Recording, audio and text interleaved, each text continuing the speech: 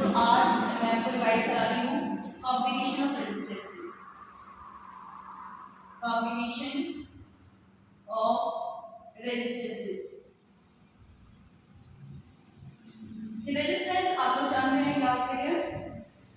Resistances को किस तरह से कंबाइन किया जाता है? There are two types of combination of resistances. First one is series combination. Series combination, and the second one is parallel combination. Parallel combination. Series combination में resistances को हम आपको बताया कि रेजिस्टेंसेस को हम किस तरह से डिनोट करते हैं, इस तरह से। This is the circuit diagram for resistance और रिप्रेजेंटेशन फॉर रेजिस्टेंस। मान लिया हमारे पास में रेजिस्टेंस है R1, ये दूसरी रेजिस्टेंस है हमारे पास में R2। तो जब हम इन्हें एंड टू एंड जोड़ते हैं, यहाँ इसका एक एंड दिया R1 का, R2 का दूसरा एंड दिया, हमने एक साथ कनेक्ट कर दिया। This type of combination is called series combination. And parallel combination when two resistances are connected between two ends, जब दो resistances दो ends के बीच में कनेक्ट की जाती हैं, R1 R2, एक एंड हो गया A, एक एंड हो गया B। तो हमने क्या किया, पहले वाले रेजिस्टेंस के दोनों एंड दूसरे वाले रेजिस्टेंस के दोनों एंड से कनेक्ट कर दिए हैं। This type of combination is called parallel combination. So अब हमें डेरिवेशन करना है जो सीरीज कॉम्बिनेशन का। When two or more resistances are connected in series, what will be their equivalent resistance? उनकी इक्विवेलेंट रेजिस्टेंस क्या होगी?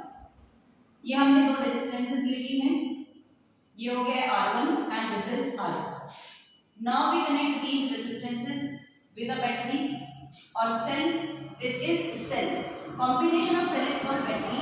We are taking here cell which have voltage 20। तो यहाँ से बेटा जो करंट सप्लाई होगा, करंट I सप्लाई हो रहा है, करंट डिवाइड नहीं होगा। लेकिन अगर हम दो रेजिस्टेंसेस को हमने मान लिया, हमने दो बल्ब ले लिए हैं, दोनों बल्ब को अगर हम सीरीज कॉम्बिनेशन में जोड़ते हैं तो हम देखते हैं दोनों की जो इंटेंसिटी होती है, ग्लोइंग इंटेंसिटी होती है, वो अलग अलग होती है। दैट्स व्हाई इसका रीजन क्या है, इसको वोल्टेज मिलती है V1 और इसको वोल्टेज मिलती है V2। The potential difference divide हो जाता है when we connect two resistances in series. The potential difference divide by the current remains same. तो by Ohm's law, by Ohm's law, Ohm's law से हमने क्या पढ़ा है, V = I। ये चीज हमने पढ़ी है। अब देखो बेटा, हमने डिवाइड किसको किया है, हमने डिवाइड किया है V। जब पोटेंशियल डिफरेंस डिवाइड हुआ है तो किसमें डिवाइड हुआ है, V = V1 + V2 में डिवाइड हुआ। तो इस इक्वेशन को हम फर्स्ट इक्वेशन मान लेते हैं। अब ओम्स लॉ से हमें क्या मिला, V = I। अगर निकालते हैं V1 तो V1 देखिए क्या हो जाएगा, V1 ये हमारा I इसमें करंट है, R1 है रेजिस्टेंस, तो we can write I R1। This is equation number 1, this is equation number 2, this is equation number 3, and V2 is equals to I R2। This is equation number 4। देखिए V2 is equals to क्या हो जाएगा, I R1। यहाँ current कितना है, I है, resistance कितनी है, R2। तो हम क्या करते हैं, ये सारी वैल्यूज यहाँ से equation number 1, equation number 3, equation number 4 की जो वैल्यू है, we put these values in equation number 2। तो बाय पुटिंग द वैल्यूज, कौन सी values, values of V1 and V2 in equation, कौन सी equation, second equation. We get, हमें क्या मिलेगा, हमें कंडीशन मिल जाती है जब हम V की जगह I R रखते हैं, S = V1 की जगह क्या रखना है, IR1, V2 की जगह क्या रखना है, IR2। यहाँ से हमें दिख रहा है I कॉमन है, I को हम कॉमन ले लेते हैं, R1 + R2 हमारा यहाँ आ जाता है ब्रैकेट, I से I कैंसिल कर देते हैं, R equivalent is equals to R1 + R2।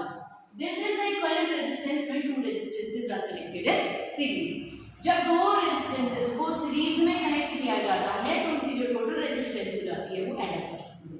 एक न्यूमेरिकल से समझते हैं, मान लिया हमें ये दो रेजिस्टेंसेस दे रखी हैं, first one is R1 and second one is R1 R2। R1 की वैल्यू हमें दी है 5 ओम, R2 की वैल्यू हमें दी हुई है 10 ओम। तो what will be the equivalent resistance, R equivalent we have to find out, this is equals to R1 + R2। इसकी equal हो जाएगा R1 एंड R2 इक्वल हो जाएगा।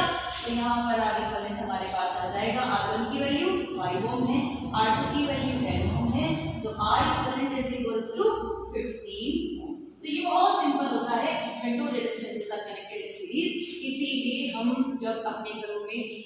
कॉम्बिनेशन करते हैं, मतलब जो हमारा सर्किट होता है पूरा का पूरा, that is in parallel not in series, because जब हम रेजिस्टेंसेस को सीरीज में जोड़ते हैं तो ओवरऑल रेजिस्टेंस हो जाती है. And resistance is the property of any conductor that opposes the flow of current across its ends. That's why resistances are not connected in series, they are connected in parallel in circuit diagram that is used in our home.